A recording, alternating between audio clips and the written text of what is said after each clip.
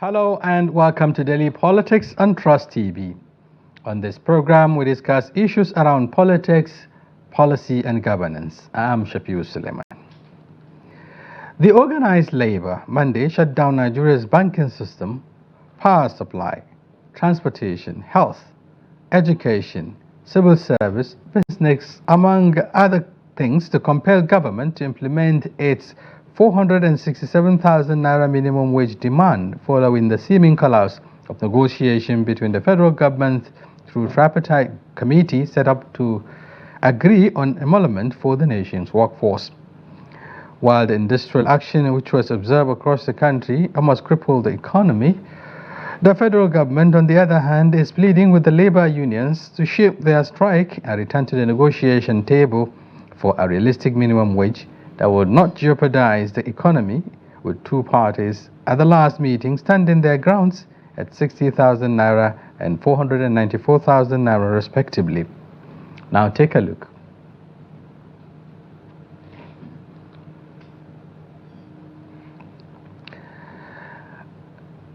However, it is against this backdrop we will be engaging with a civil rights activist, Salaudeen Hashim, and Malam Yusuf Zango, our in-house analyst and member of the Media Trust Editorial Board, is also the opinion editor of the Daily Trust newspaper, on the NLC's nationwide shutdown and the government proposal on the need to return to the negotiation table. Thank you for joining us, Malam Yusuf. Thank you very much. Before we commence the conversation, here are some tidbits. The Transmission Company of Nigeria has announced the complete shutdown of Nigeria's power grid by labor unions as the strike by the Labour Congress and Trade Union Congress begins.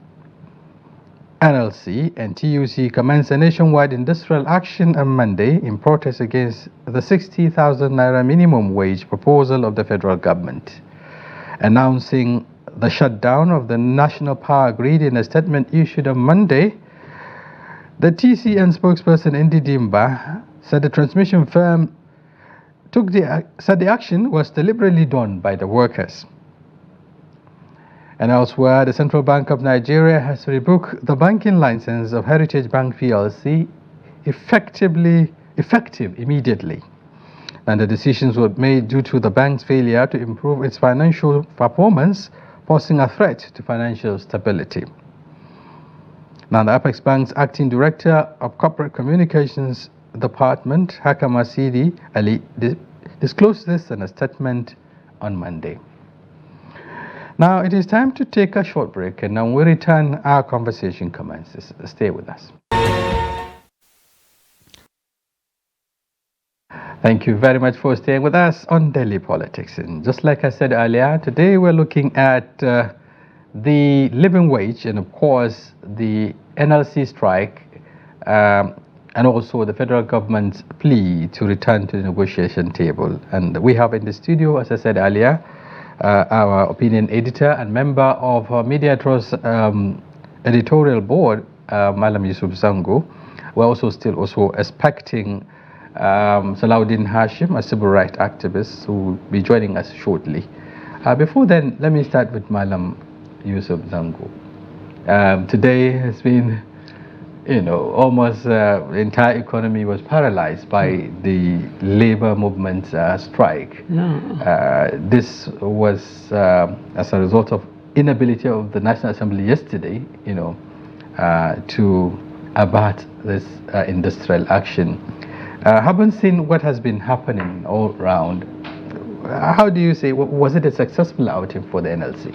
Well, it looks like it's a successful outing because from reports we have seen, was total compliance throughout the states of the Federation and on all sectors. That's schools were closed, hospitals were paralyzed, and even some services at our airports were stopped. And more critically, even the nation power supply was disrupted. So I can say it's really a good outing for the NLC. Well, we are waiting to see how it will, the next few hours or some hours to come, by tomorrow, how it will turn out to be. Right. Okay. Does this buttress the fact that unions, in the country have been talking about the fact that the government only language, or rather the only language the government understands is strike. Now there is a disruption of talks between the two parties or the three parties, because the private sector is also involved in the negotiation. Now the government is running also from pillar to post, asking the labor to shelve the strike and return to negotiation table. Do you see the laxity on the part of government in the first place by allowing this to happen? Yeah, to some extent, yes, because this wage committee was set up, I believe, more than 6 months ago. And all along, there have not been any tangible move to address the situation until just lately, I think about 2-3 months ago. I remember at the time, people were asking about what was happening to the committee set up. And what really was on the public view was the fact that the committee was asking for 1 billion naira to do its job. It could have been a false story. But it showed that the committee didn't start work. What they claimed, actually, when people started talking about that, they had to do some groundwork before they go in. I believe, and I know that they held some public sittings to get the gauge. But I think there is a fundamental problem in the sense that they didn't see the urgency of the situation. Because in a situation whereby the government has removed subsidy, which resulted in the hike of almost everything, then coupled with the margin of the foreign exchange regime, then it further exacerbated the situation. So I think the committee ought to have known that, look, it's time to rush into this, no matter how it is, at least to show the labor unions and the public that, look, the government is concerned about it. Another unfortunate thing is the handling of the palliatives. You know, the president went to say that he was releasing certain number of, I think about 40,000 tons of grains, another 20,000 he gave the states 5 billion each. All those didn't translate much to anything to the ordinary Nigerian, because what we saw were shows from one state to the other, people being lined up to receive a 5 kilogram of rice. Some even died in the process. Some, exactly. Look at what happened at the custom stampede. Right. So I think along the line, you can say that the government didn't handle it very well, in the sense that it took time, and it didn't show much sincerity. Even the CNG buses, which they claim that they will have 500, up to now, we don't have any. And if you can look at it, even just last week, Niger State launched 200 CNG buses. Right. So if Niger State can do that. I think the federal government should have done much better. If the federal government decided to say, okay, we're going to flood. Show example, 5,000 buses which will go around the country. It will sort of ease the problem for the masses. Right, okay. I think the videos are now ready. Let's get to hear the two sides of the divide, the labor movement and, of course, the reaction by the federal government.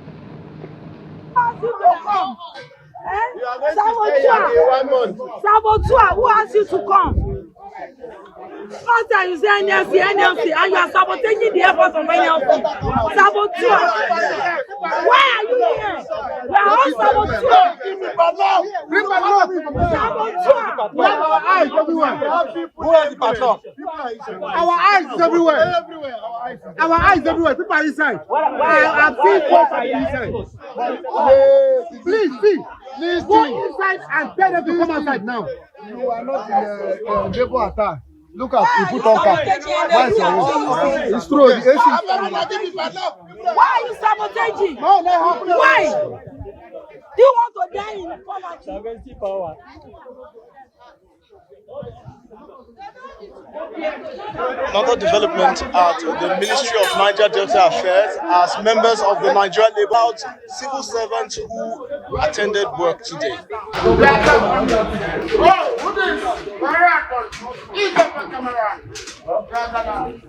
Thank you, gentlemen of the press. Welcome to this press briefing that is aimed at making a very passionate appeal to the organized labor. This is a heartfelt and deeply considered appeal to the labor unions to continue along the path of negotiations with the federal, state governments, and the organized private sector under the auspices of the tripartite committee that has been established by government to fashion out a new, realistic minimum wage for the people of Nigeria. As government, we are desirous of a very peaceful outcome, and we will do everything to make this happen. Yesterday, the leadership of the National Assembly met with the unions. Today, we have offered yet another invitation to the unions to meet with us and continue our discussions. We will continue to engage and continue to make ourselves available in the context of these negotiations on behalf of the Nigerian people. Let me make it clear that we are not opponents on this negotiating table. We are united by the fact that we want the best for the Federal Republic of Nigeria and all the over 200 million citizens of this country. We have a responsibility to strike a measured and realistic balance in this effort to arrive at a new minimum wage for Nigeria. Let us remind ourselves, however, of these very fundamental facts.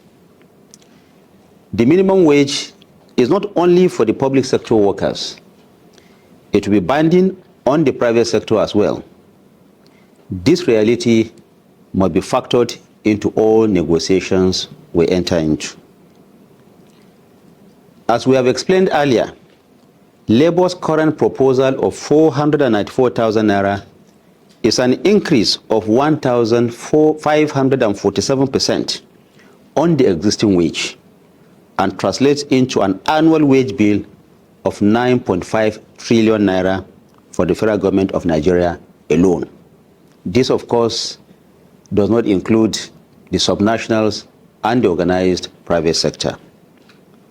This is apart from its cost implication to other sectors as well, as I've mentioned earlier. The federal government, under the leadership of President Bola Ahmed Tinubu, has put in place several measures that we have outlined severally. The new ones being the National Consumer Credit Scheme and the Nigerian Education Loan Fund. These are additional significant demonstrations of determination to bring relief to the people of Nigeria. We want the labor unions to understand that the relief that Nigerians are expecting and that they fully deserve will not only come in the form of increased wages. It will also come as efforts to reduce the cost of living and to ensure that more money stays in the pockets of Nigerians. President Bola Ahmed Tinubu is firmly committed in doing what is right, reasonable, and sustainable regarding these minimum wage negotiations. We therefore make this passionate appeal once again to the labor unions to reciprocate this gesture in the interest of this nation. Thank you for listening. That was the Minister of Information and National Orientation, Mohammed Idris, flanked by the Minister of State Labor, Nkiruka Onyejucha, actually, making a passionate appeal, to the labor unions to call off the strike and, of course, return to negotiation table. He said in national interest. Okay, before then, we've also seen the video where the NLC leadership is actually picketing the National Secretariat, trying to get some workers who have hitherto went to work to get out of the premises and so on. This is just an aspect of it. We've also had series of reports from our correspondents across the country regarding partial, disruptions of power, just like we said earlier. They also shut down of some health facilities, schools. I mean, the tertiary institutions have also joined and all of that. While that video is playing, Salaudeen Hashim, made his way to the studio. Thank you very much for coming. Thank you very much for having me. Yes, we appreciate you despite the challenge. Oh, yeah. Well, okay. Looking at the ongoing strike, you must have, got to some of those areas where that are affected by the strike, like the Secretariat and so on. What do you make up of the nationwide shutdown by the NLC? Well, I think first of all, it is very fundamental to put on the table that Section 14(2)(b) made it very clear that the primary role of the state is actually to provide welfare and security to its people, and that in the event that the state fail in an attempt to do so, that of course then it cannot fail to be called a state. But what we have seen very clearly now is actually a situation where the state in itself has failed its own citizens, and the citizens now felt that the best way to respond to that failure of the state, or perhaps some level of betrayal of confidence by bestowing its own commitment to power, is actually to find a way to hit back. And of course, the best way to hit a man that is deaf is actually to use some actions as a way of demonstrating that, look, some of the things you have done Before are not doing well. I was talking about this popular cliche that what the government understands, the language, the only language they understand is absolutely. Strike. So which was why Labour went on to get this done. And if you recall, there has been various attempts by Labour to offer warning strike, which apparently didn't hold. And then, of course, because of various bargain and the inability of government to keep its own side of the bargain a lot of the time. But this time around, they felt it was necessary to go all out. The reality out there is that there is very serious economic hardship. And then, of course, it is obviously clear that what government currently offers cannot meet the reality in the market. Inflation is at double digits. And then, of course, you realize that purchasing power itself has dropped. Yes. And then, of course, the inability of state government sometimes to even be able to pay is also there, because there are states that are still owing for several months. Some states are even kickstarting the 30,000. Zamfara just started last month. So it tells you very clearly that this is actually terrible. If you look at the indicators by the National Bureau for Statistics, giving a comparative analysis of food prices in the market, you realize that obviously the current prices cannot hold water. And in the midst of all of this, government had also introduced a number of policies. One was subsidy, two was the electricity hike, and then of course there were also a number of cybersecurity tax, even though it has been shelved for a number of reasons. But it tells you very clearly that the government was only making an attempt to make its own citizens. And then of course the response from the side of the Labour was just to match that government fascist kind of idea. And then of course they felt that's the only way to respond. Okay, we've just listened to the Minister of Information and National Orientation, Madam Zango. Looking at the grounds, government is canvassing, they are looking at the number Nigerians that they have to cope with, providing succor to 200 million people, and the workforce, the entire workforce is just 1.5 million thereabout. That Labour should also consider the fact that it is not just fair for government to concentrate on the organized labor and leave the other majority of Nigerians. Could that be a sufficient ground, I don't think so, but whatever it is, I think if the government had presented a realistic figure to the Labour You know, the labor unit started with more than 600,000, but now they have come down to just 460 something. That means there was a shift in ground. Well, the government started with 48,000, and finally added 12,000 to make it 60. You see, the difference is very much clear. And to talk of, that's always the story the labor is being told, that there's just a tiny fraction of people under the employer of, but it's not, this minimum wage is not limited to government workers. It transcends government workers. It also affects the private sector. There's, I think, a threshold which, if you have any business which employs certain number of people, you're supposed to implement that minimum wage. So it's beyond government people. And well, maybe it's very early, too early to look at it. When you look at how much the National Assembly, state assemblies, the executives, both at state and federal level, are spending in terms of overhead costs, you put that vis-a-vis what the labor is demanding, it's a child's play. Now, looking at the figures, the government is brandishing, you know. It says cumulatively, if they are to pay this amount labor is demanding, that they're going to spend like 9.5 trillion naira, you know, yearly. And to them, this is huge, and it could even crash the economy. Is it something that, but then, looking at this and other spendings of government, is it enough to justify the grants? Unfortunately not, because if you look at it very clearly, you will notice very much that cost of governance in itself, even though government had made an attempt to control it, has consistently been on the rise. If you check the motorcade of most of our political office holders, you will realize that there is no attempt in any way to cut that cost. The cost of that motorcade alone can have some cater. That is one. Two, the amount that goes into leakages and wastages in itself.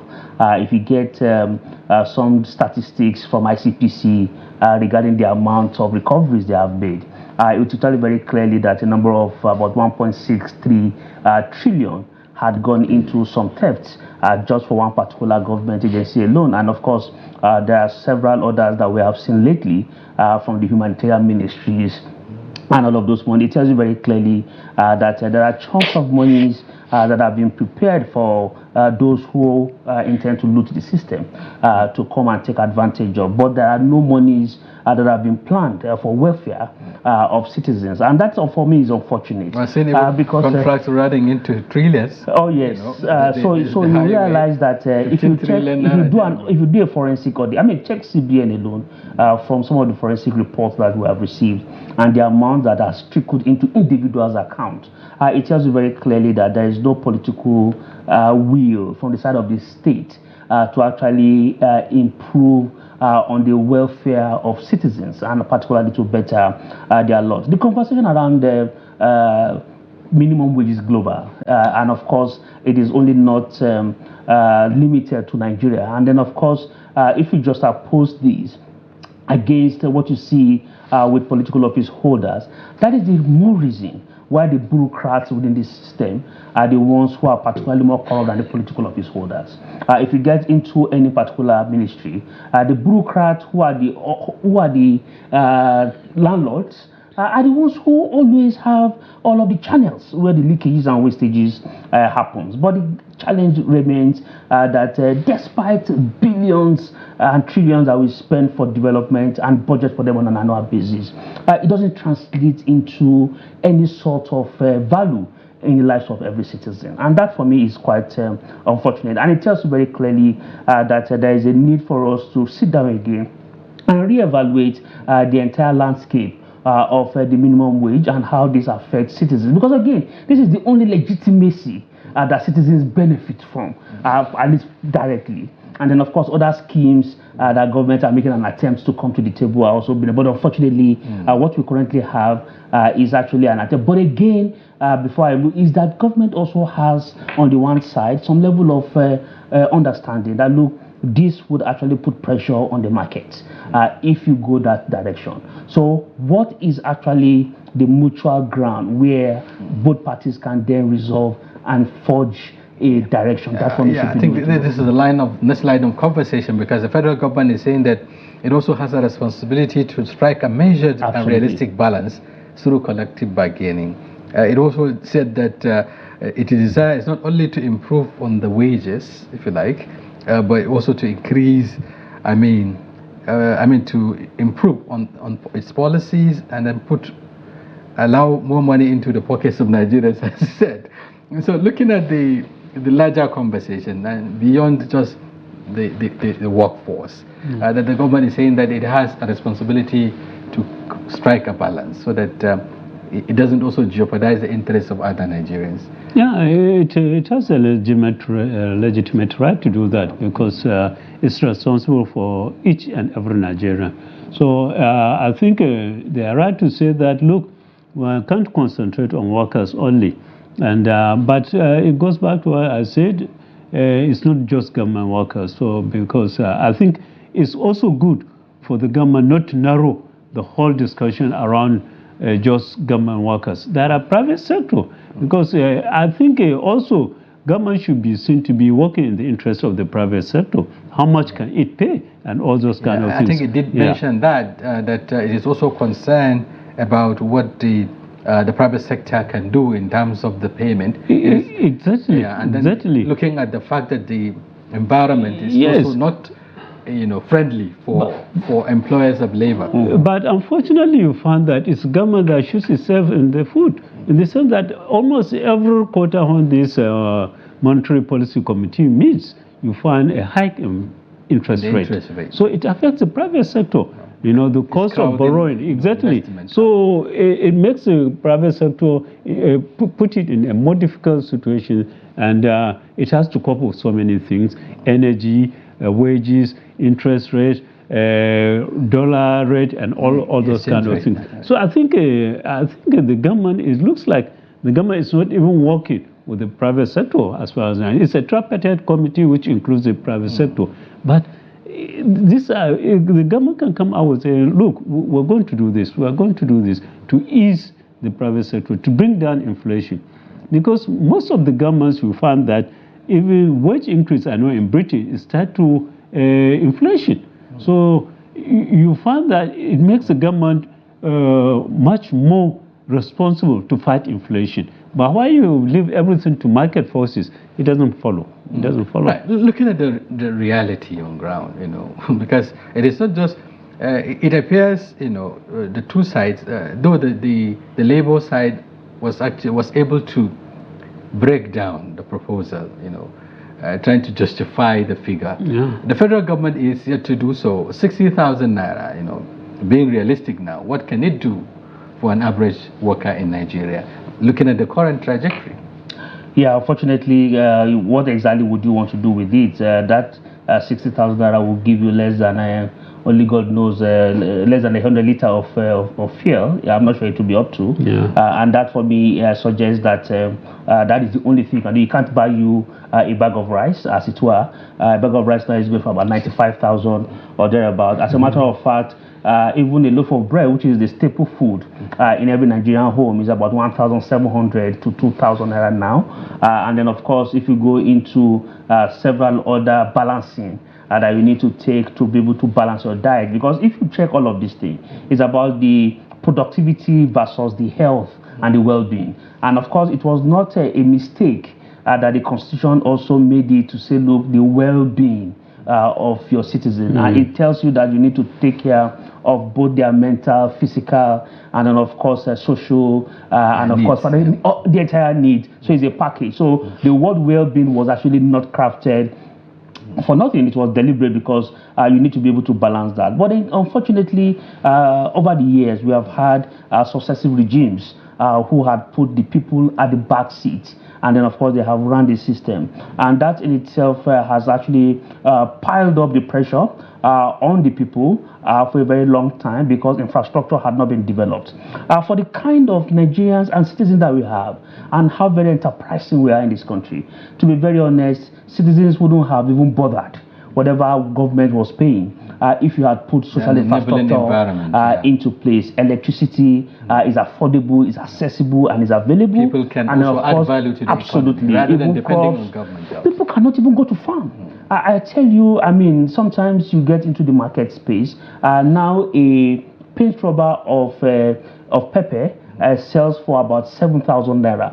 A paint rubber of tomato sells for about 9,000 naira. 100 plus. So I mean a basket. A basket. So it tells you very clearly that people cannot even afford what is the most basic.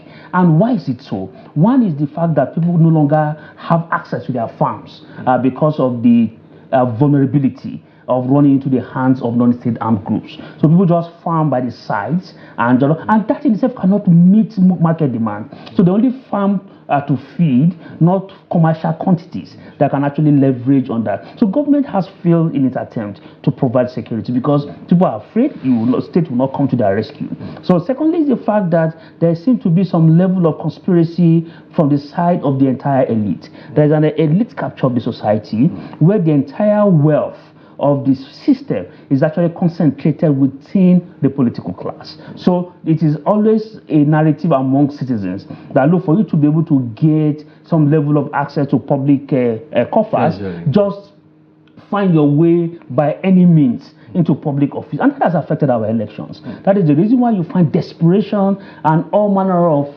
people putting in all just to be able to get into the public office, because they know that the only thing that guarantees unhindered wealth is actually when you get into public office. And that tells you very clearly that the most productive enterprise in this country currently is actually the political realm. And of course, we need to change that narrative. And yet we're talking about getting, I mean, adding value to our naira, or getting the currency to have value. But yet we're encouraging redundancy, profligacy, and all of that against productivity. I think that's what that's basically. I think by now it's just 1 year when people can have an excuse for this government saying that it's just 1 year. But I think there should be a deliberate effort to increase productivity, not even increasing productivity, to reduce import, because no matter how much you try to do, once you have to import everything, inflation will continue, because there's no magic one. Exactly, there's no magic one to eat this. You can't just say, okay, the naira will float. Well, whatever it's going to float. If you are chasing few things with many people chasing few things, it is bound to have that effect. So I think the government needs to begin to show those policies it has in place to reduce this dependency from outside. I think even we import toothpick and all those kind of things. So that's literally everything that almost everything. So and actually the other day I was even surprised is when you talk about this issue of tomato being costly, the Consumer Protection Council went to a market in Bauchi, and they told the officials, look, the reason is that most of us are irrigation farmers. And we don't, because of the cost of fuel, powering our generators to irrigate our land, we have to reduce the land. So naturally, so you can see the ripple effect. Absolutely, of that policy option. Exactly, it's a policy handle. It's a policy handle that actually transcends everything. It affects transportation, cost of transportation. It affects the cost of even producing, and that was what they people, because they needed to power their machine to be able to irrigate, and that in itself is a cost. And after they had done that, they have to transport it. And all of these things put together are also a burden on the farmer. And whatever he does, he needs to actually break even and actually have some margin. The cost of fertilizer now is actually not something that you can talk about, and that is actually very high. So it tells you very clearly that for you to be able to get things done, look, the preamble of the Constitution was clear. We the people of the Federal Republic. Now, if it is about we the people... Even though it is being contested. Absolutely, because there was nowhere... People are talking about returning to the... because there was nowhere that we all sat down to say this. But if you want us to make it a participatory government, then there are certain things that are too basic for you not to take care of. One is the issue that borders around livelihood, the livelihood of the people, the basic things that, and I mean, when we were very young, there's this song, "We Are All Mamsa," the basic things of life: food, shelter, power supply, water, and education. These are very basic things that government everywhere in the world. They're no longer basic. No, they're no longer. They're very expensive, as a matter of fact. Assessing them is very huge, and of course the availability. Because what it means today, perhaps, is you have to outsource all of this. You have to do it yourself. Absolutely. Generate your power. Yes. Oh yes. Then you have your borehole, even your personal security. You have to get it, and for you to be able to have sufficient store of food in your house, it means that you have to do like 3-4 sources of income before you can eat basically. Otherwise, it's actually very difficult. And yet you are also having a mountain taxation and tax. Oh yes, and what it does is that it reduces the capacity for people to actually engage and improve on and become innovative. I mean, in developed climes, you see people just have to work 6 hours in a day, and they spend the rest actually in libraries inventing and thinking of how they can better their lot. Education is actually very accessible, so people want to think of it. So, but how much time do you have to innovate and to think? You know, because by the time you get to your office on a daily basis, you're already tired.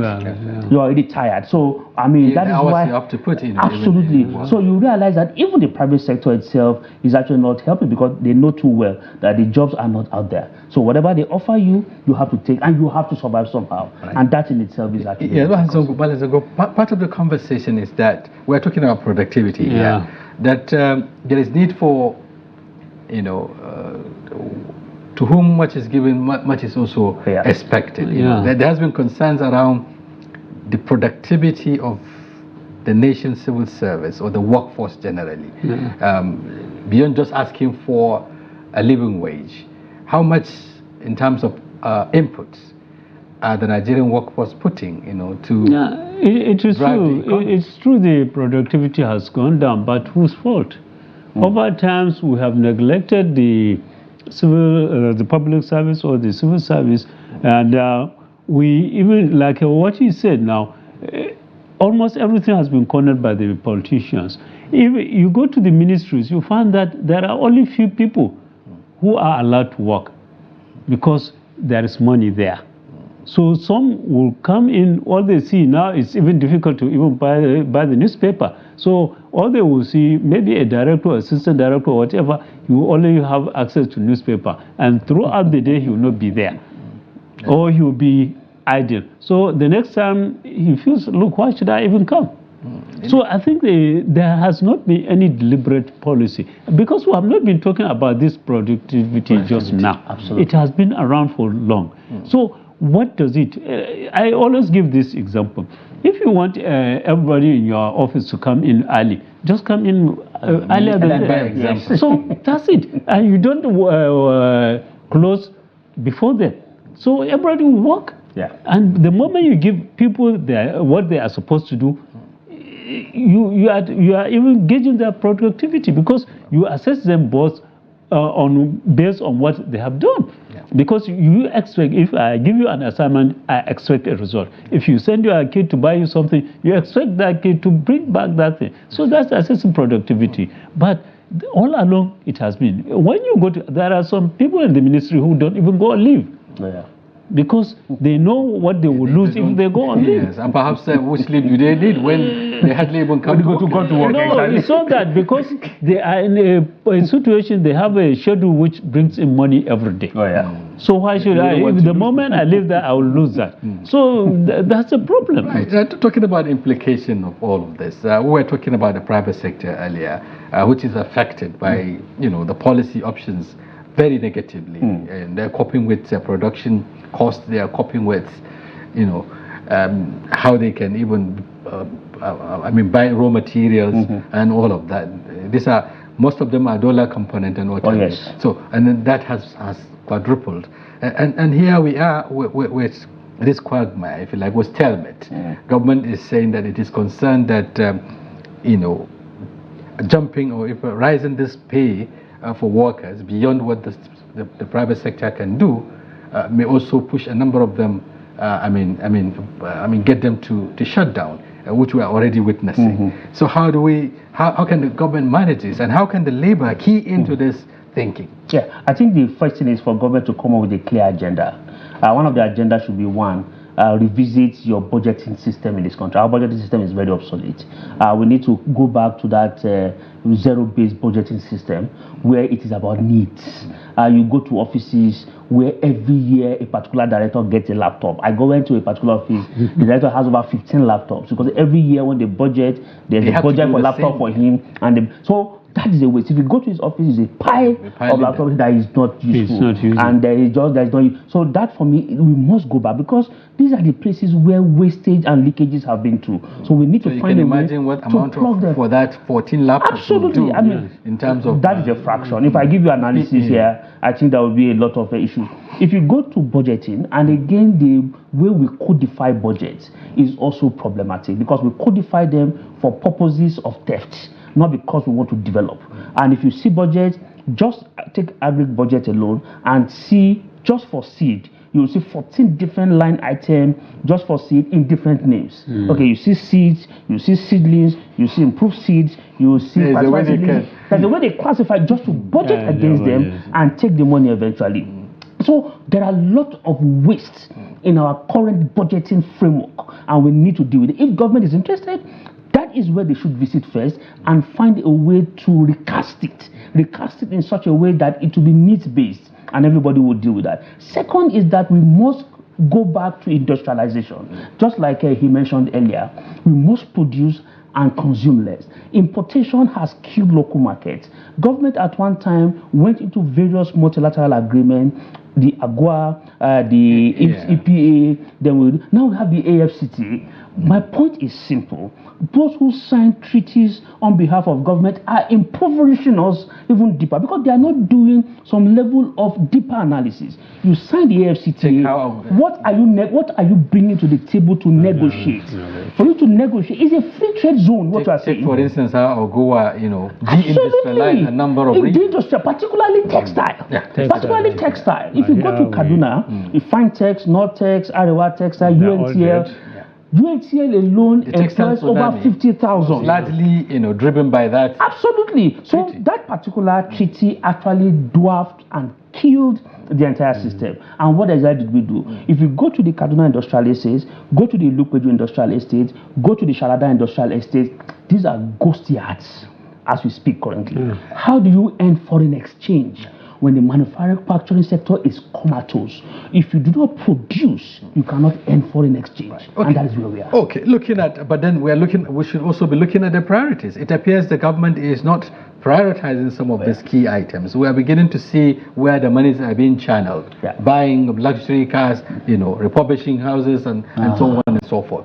Going for a coastal line, highway. Those are very less productive areas to get into. Right, okay, because the conversation is currently winding. Looking at the stalemate, and now government is asking the labor movement, to return to the negotiation table. Perhaps they must have seen the impact of the strike just for today. They wouldn't want it to. Do you see? Where are they going to start from? Because this 60,000 naira is still what the government is proposing. Well, they can start on a good note, because already, and it's very clear that the 60,000 naira is not acceptable. And if you put it, given the situation we are in today, it doesn't make any sense. As he said, it would buy you 100 liters of fuel. That will take you maybe 2 weeks if you stay in Gwagwalada or Yanya. So it's basic. So the government needs to push. And along this line, you see, sometimes it's not an issue of money. But as I said, if the government is sincere, bringing those palliatives or issues that will reduce cost of living. I think they're talking about that. That's where the area where it can even bring subsidy. Take, for example, these farmers. Why not we have an arrangement that these farmers can get fuel at a cheaper rate? They will be able to farm more land. They will be able to sell at a cheaper rate. So these are issues. It's beyond what an average worker takes. But look at the whole, generality. as they said, they are not only to cater for government workers or any worker. Yeah, they are talking about also reducing the cost of trying to reduce the cost of living, which is self-inflicted in the first place. Because without those removal of subsidy, it wouldn't have been where it is today. Now the government is going back to say, okay, we have to do X, Y, Z. They've realized that it is no longer working, and most of these policy options have been also reversed. Now that they've been reversed, we haven't. Nigerians are yet to see the impact of the reversals. So. Perhaps because I don't know which policy option has been reversed apart from the payment of subsidy is still being taken. Depending the naira is still there. It's just that they have not been reversed, and I don't think the government is ready to reverse that. Okay, we're rounding up. How do you think we can strike a balance? Labor on one hand is standing 440. 6,000 naira. Thereabout. The government is offering 60,000, and where we are coming back on a negotiation table. How do you see, the sincerity of purpose? What needs to be done, in terms of give and take? Yeah, I think if the president is listening, he should actually tell his Minister of Labour and his cabinet to produce a very functional social protection policy for the country. If you have a social protection policy that is very functional, it takes care of a number of social welfare and, of course, provides safeguards for people. And then, of course, people are very sure that this is working. Not the kind of social palliative that was given that ended up in people's warehouses, but a functional social protection plan that would actually make the board to say, okay, I think we can actually call this off and give government an opportunity within 6 months to implement this, and it will actually affect the people's lives positively. If you don't have a social protection infrastructure that people can leverage on, because that would be able to give you access to credit, it should be able to give you some level of food access, and of course people were talking about giving voucher for food and all. These are handouts, these are not sustainable. What we are looking for is a very sustained social protection plan that people can leverage, add value, and of course Labour can therefore say we can call up this strike for this purpose until that's brilliant idea. Your last line. Yeah, I think I buy his idea in the sense that simply make mass transit available. If I can leave my house, board a bus that brings me to work and takes me back home, why should I need a car? Absolutely. I don't need a car. I don't need to join. So it's as simple as that. Thank you very much, Madam Yusuf Zango, for that very informed opinion, on that, on the need to have a resolve towards this stalemate. Thank you very much, Salaudeen Hashim, for also coming on the show. Thank you very much. Despite the short notice, we really appreciate it. And viewers, that's a wrap on today's package. We sincerely hope you found the conversation engaging and informative. And be sure to join Daily Politics Live, airing every weekday, and also our special package on Friday, during which we open our telephone line for you to comment on national issues. Once again, I'm Shafi'u Suleiman. Thanking you for watching.